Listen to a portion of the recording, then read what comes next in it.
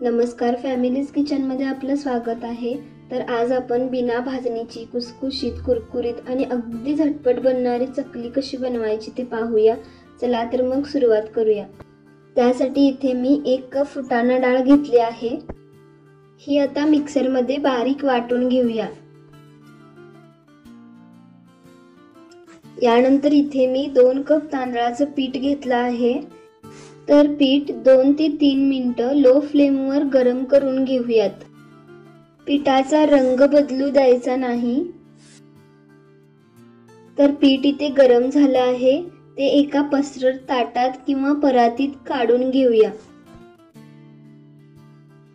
यात आता बारीक केलेली फुटाणा डाळ घालूया। यानंतर यात हळद, चमचाभर तीळ, ओवा, चवीपुरते मीठ, लाल मिरची पावडर घालायची आणि 4 चमचे तेल इथे मी घालतोय। तर तेल गरम करून मग थोडं कोमट झाल्यानंतर पिठात घालायचं। यामुळे चकली जास्त कडक होत नाही। तर पीठ एक 5-6 मिनिटं चांगलं मिक्स करून घ्यायचं। अशा प्रकारे पिठाचा गोळा झाला पाहिजे। आता थोडं थोडं पाणी घेऊन पीठ चांगलं मळून घेऊया।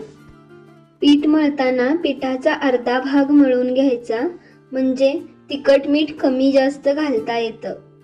पीठ जास्त घट्ट किंवा जास्त पातळ मळू नये।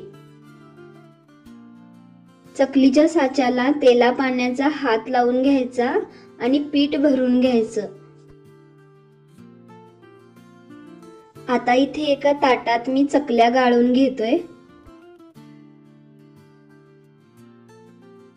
चकली जिथे गाळून संपते तो शेवटचा भाग चकलीच्या वरच्या बाजूला चिकटवायचा, म्हणजे चकली तेलात सुटत नाही।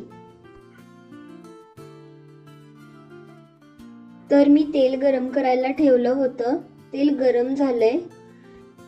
चकली अलगद उचलून तेलात सोडायची। पीठ चांगलं मळलेलं असेल तर चकली उचलताना तुटत नाही। चकल्या मीडियम गॅसवरच तळून घ्यायच्या, म्हणजे कुरकुरीत होतात।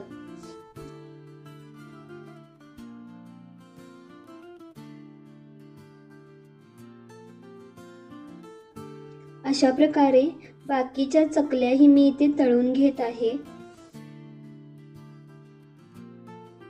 इथे आपल्या कुरकुरीत, कुसकुशीत आणि झटपट अशा चकल्या बनवून तयार झाल्या आहेत।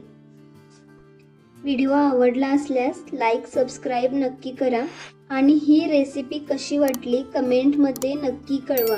धन्यवाद।